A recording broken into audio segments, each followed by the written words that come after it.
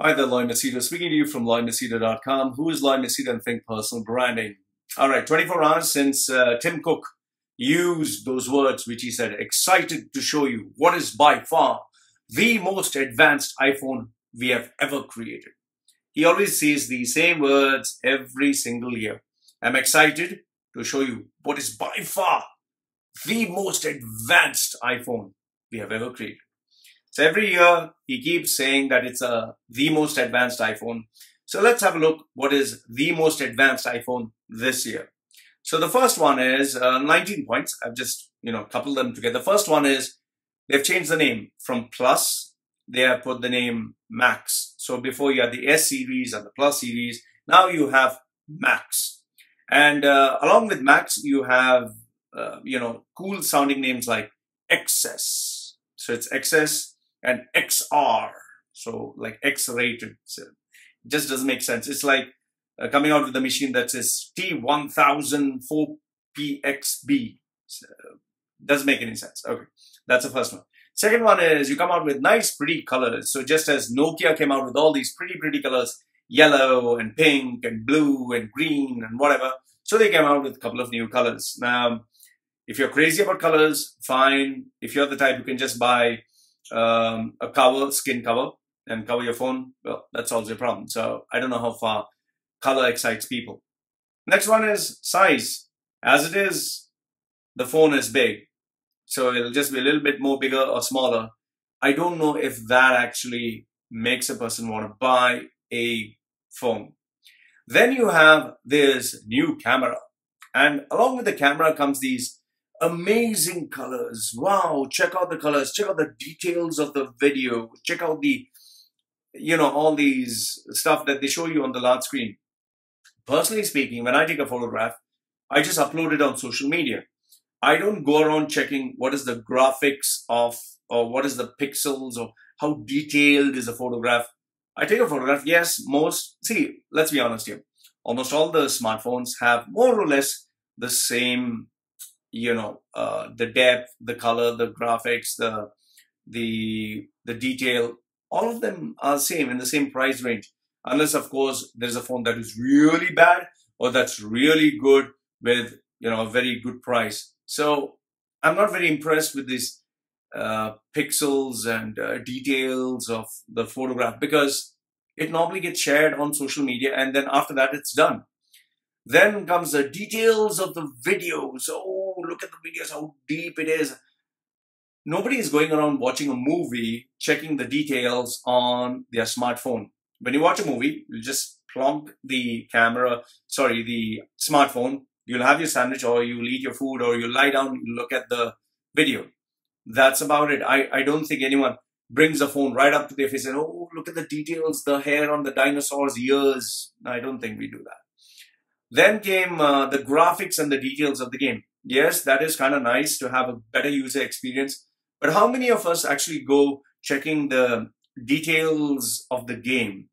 More or less, the games are standard. So that also I felt was unnecessary. This was a very important point, but then they made it very vague. That is the battery life. Now you're talking about the battery life and you give a vague statement like 30 minutes longer than the iPhone X. So 30 minutes what? When it's on, let's say, airplane mode or when it's on full, when you're using all the resources, watching a movie, connected to the internet, everything else. Or 30 minutes what? Why don't you just give the battery, ratings so that we can compare and contrast with actual numbers? He didn't give that. Then you have the dual SIM, which was actually, it's like, wow, that's good news. But then they come up with, the good news, but then the hidden bad news. It's an eSIM. So what is an eSIM? If I buy an eSIM, is it like I can change the SIM card? I can't change the SIM card? Or is it like if I buy the phone with this particular SIM, I can't sell it off to anyone else? So that also is a big question mark. Then you have stuff like new material. I don't know how many of you check your phone for the material. Wow, it's made of aluminum. Wow, it's made of, so I don't know about that. Number 10 is the most durable glass. Okay, durable glass is good. But then again, if you drop it, does it break? That's the question on everyone's mind. And I don't think anyone wants to take the risk of dropping their iPhone just to check the durability of the glass. Having Gorilla Glass is good, but then I know one thing: you drop the phone from a certain distance, it'll break. So yes, durability is good, but then again, this was also vague. Number 11, new design. I do not know how many times they come out with this word, the new design. Are you actually looking at your phone and checking the curvature and checking how smooth it is? It's just a phone. Okay.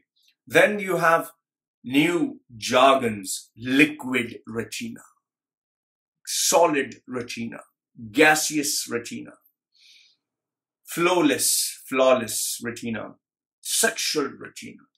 I mean, what are you doing, man? What are you doing? It just, why are you using these fancy terms? Do you think people are stupid? And then everyone, wow, wow. It's like these American presidential elections where everything the president says, people stand up and just keep applauding for no reason. One thing was nice was waterproof IP68 rating. That is good. But then again, I doubt anyone would want to put their phone in water. Well, if it does go in accidentally, I think this is one feature that can help. So 1 point there. But then again, Samsung has done it way before, I think. I'm not a Samsung guy. I'm an iPhone guy. I'm just telling you. Better speakers. Now, I do not know about you, but how many of you actually use your smartphone to have surround sound in the house? Yes, it is important to have loud noise, clear noise, where it doesn't blare. But I think that's why we have the earphones, so that we don't disturb anyone and we can hear much better than stressing the phone. So there again, I was like, okay. Then you have the new chip. And how faster is the new chip? Well, you have 6.9 trillion transistors and billion of pixels. And, you have these billion, million, and trillion. It's just a new chip. Every year you come out with a new chip. The things which I didn't understand or didn't make sense: you don't have a home button. I don't know how many problems that's going to create. You still don't have the bloody audio jack. That is so irritating. Why don't you just come out with a bloody phone that gives us an audio jack? Why are you being so stubborn? Because you're overcharging people with these overpriced models and overpriced dongles and overpriced connectors and overpriced accessories. That's how you're making bloody money. If you actually calculate the cost of the phone, cost of the dongles, cost of the accessories, it's like buying 2 new phones. It's like your 3 months rent, Think about it. And before you know it, there's a new iPhone that's launched. Then you have animal emojis. How many of you buy an iPhone to put your face and check, oh, I look nice like a rabbit, ning, ning, ning, ning, and put it on Instagram? I find that may be silly with teenagers and youngsters, but grown-ass people, I doubt actually like to indulge. Once in a while, maybe, just out of fun, but then we get busy. Augmented reality sounds like a nice term. Who's going to be using it? Are you going to start playing games and jumping around and acting like a moron? Okay. And last one, they had the announcement of the environment. Oh, very good. Yes, Apple cares about the environment. Yes, how nice. Just as Nike cares about, the equality between blacks and whites. So, when corporations use or manipulate people's emotions, I think you should have a red flag that should be waving and warning you. So overall, I just felt the iPhone was a total waste of time. I don't know why people keep applauding.